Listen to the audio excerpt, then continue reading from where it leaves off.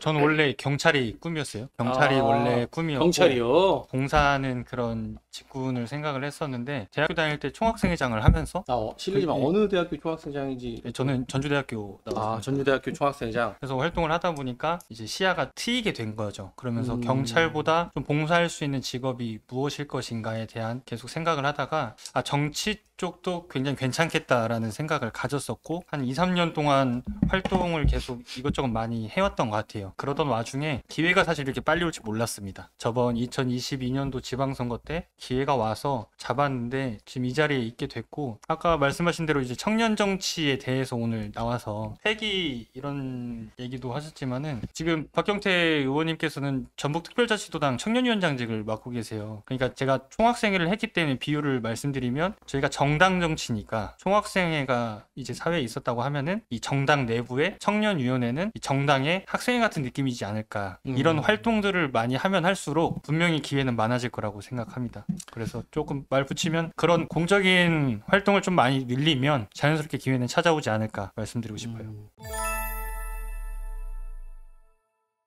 좀 앞에서 얘기를 하셨으니까 저는 좀 당연히 그런 부분은 저 역시도 그 얘기를 하려고 했는데 좀 다른 부분을 설명드리자면 의회는 이제 예산 삭감 권한이 있는 거잖아요. 행정에서 다 짜여진 틀에서 우리가 예산을 좀 조절하자 이런 부분이 있는데 반대로 이제 문화경제위원회에서 활동을 하고 있어요. 전주시는 관광도시고 문화도시다 보니까 이러한 행사를 한번 해보자고 제안을 했던 적이 있어요. 근데 그게 집행부에서도 긍정적으로 검토가 돼서 한옥마을이나 팔봉예술공장에서 이런 공연 프로그램, 예술 프로그램을 진행한 적이 있거든요. 그러니까 지역 주민들이 나와서 아이들이랑 같이 손을 잡고 나와서 그 행사를 보고 웃으면서 즐기는 모습을 봤을 때 의원이 이런 제안을 집행부가 잘 소통해서 하면은 굉장히 시민들이 웃으면서 문화생활을 향유할 수 있구나. 이때 좀 많이 뿌듯함을 느꼈던 것 같습니다. 문화예술에 대해서 계속 얘기를 하고 있어요. 하지만 항상 어떠한 사업이든지 예산이 수반되기 때문에 제가 좀 꿈이라고 말하고 싶은데 예술인들 창작 공간, 그러니까 연극인들, 희극인들이 될 수도 있는 거고 미술인들,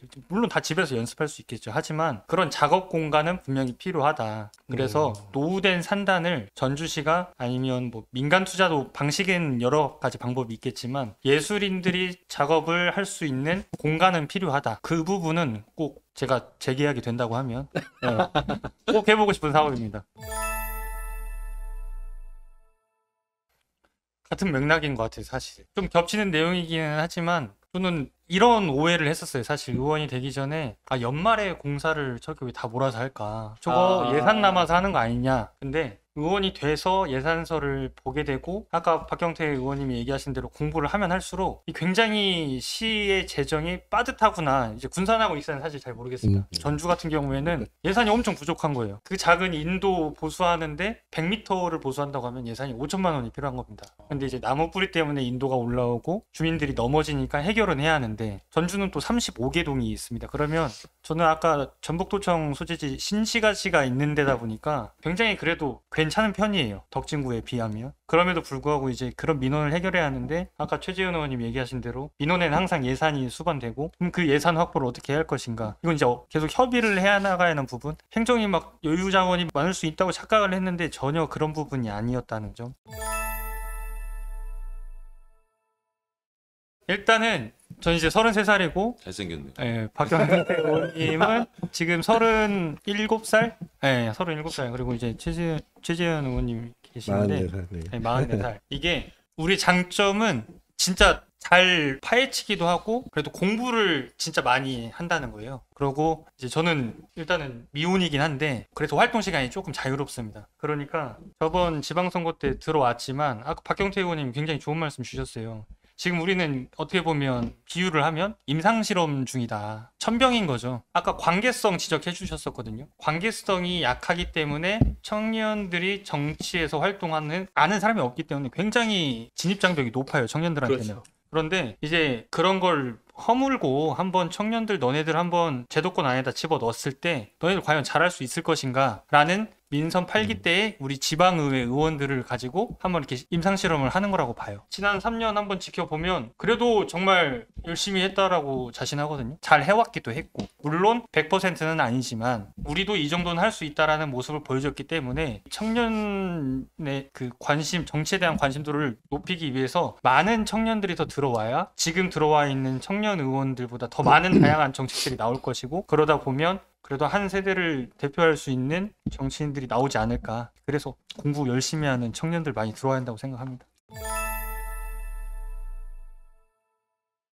우리가 이제 최근에 탄핵 인용이 되면서 입법권과 사법권 그리고 행정권, 이 상권 분립에 대한 거를 이제 명확하게 우리가 또 다시 체크를 하게 됐잖아요. 정치는 입법의 분야인데 다양한 연령대가 들어와야 하는 건 맞잖아요. 하지만은 아직은 대한민국 사회가 그래도 아직은 나이를 많이 본다. 예를 들어서 똑같은 얘기를 30대가 하건 50대가 하건, 근데 이제 반응은 다 달라요. 그게 정말 타당한 지적이나 아픈 지적이라고 했을 때 50대가 얘기하면 그냥 예.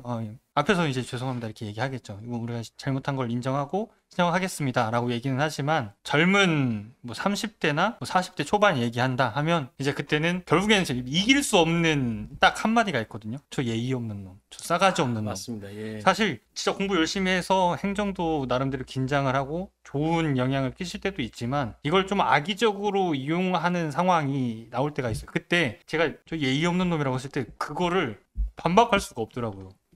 이제 그런 부분이 좀 젊은 나이에 들어와서 공부도 많이 하고 체력도 좋으니까 장점은 있지만, 가끔은 나이 좀 더 먹고 들어올 걸, 저런 소리는 안 들었을 텐데, 이런 느낌이 간혹 있어요. 일단은 단언컨대 좋은 점은 없습니다. 연애를 못하니까. 일단은 용서를 그 다음에 구하는 게, 계속 지금 2번 연속 말씀하셨는데 그 말이 맞는 것 같아요. 사실 의정활동을 하면서 물론 연애도 할 수는 있겠지만 하기가 굉장히 어려워요. 왜냐면 사람들이 물어볼 거 아니에요. 뭐 하는 사람인데? 그럼 정치하는 사람이 약간 이런 게 있더라고요. 그런 부분에서는 단점 100%고, 아까 이제 얘기하셨지만 선거운동 할 때 각 가정에 계신 아내분들이 고생을 하는데, 사실 그런 선거운동 방식도 조금 바꿀 필요가 있지 않나. 예를 들면 내 남편이 시의원이니까 막 김장하러 다니고, 그게 그렇게들 많이 하잖아요, 선거운동을. 근데 이거는 하나의 본인이 하고 싶어서 하는 일인데 가족들한테도 그렇게 하는 거는 당연히 가족들이 굉장히 버거워할 거라 생각해요. 그러니까 전주의 어떤 모 시의원은 어떤 분이 그랬다 그래요. 왜 아내는 김장 행사에 다니지도 않냐고 그랬더니, 정치를 내가 하는 거지 아이도 키워야 하는데 어떻게 그런 김장 행사까지 다 하라고 하냐, 맞벌이 한다, 회사 그만두고 김장 행사 와야 하냐 라고 이렇게 단호하게 얘기를 하니 주인분도 그러냐, 나 몰랐다 하면서 이제 그냥 넘어갔다고 하더라고요. 그런 것처럼 정치에 대해서, 정치인들에 대해서 좀 오해도 없지 않아 있지 않나, 그런 부분을 생각하면서. 아까 말한 그대로죠. 아까 그런 싸가지 없는 놈 이렇게 하면 이제 할 말이 없어요. 할 말이 없는데, 이제 거기서 상처가 생기니까 사실 이제 또 아물면서 내성도 생기고 더 단단해진 그런 장점도 있죠. 그리고 아까 말씀하신 대로 그러면서 성장하는 거죠. 저런 아픈 말 해도 뭐 괜찮으니까. 근데 이제 기회가 적게 오는 건 사실 맞아요. 그래도 나이 순으로 가는 건 맞으니까. 뭐 그런 정도.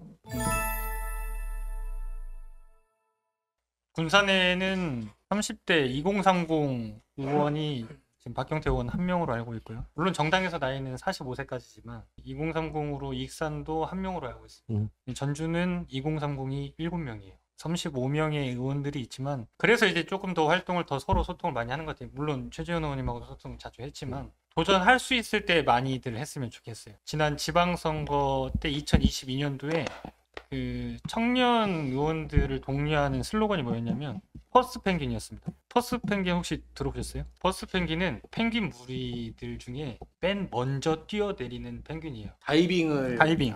그러면 그 펭귄을 보고 그 펭귄 무리가 다 뛰어듭니다. 대신 처음에 뜬 펭귄은 먹잇감이 될 가능성이 굉장히 높아요. 그렇죠. 죽을 줄 알고 뛰어드는 거예요. 사실 지금 이번 민선 8기 때 의원하고 계시는 우리 많은 청년 의원님들이 어떻게 보면 아까 말씀드린 대로 그냥 임상 실험 중인 거예요. 우리가 끝까지 실수하지 말아야 한다. 그래야 많은 동지들이 생길 것이고 많은 도전하는 사람들이 생길 것이다. 그래서 저는 좀 이렇게 마무리 짓고 싶어요. 3가지의 부류의 사람이 있다고 해요. 화살을 쏠까 말까 고민하는 사람, 그리고 화살을 한번 쐈는데 관역에 못 맞추고 그 한 번으로 포기하는 사람, 화살을 관역에 맞출 때까지 계속 쏘는 사람이 있다 생각해요.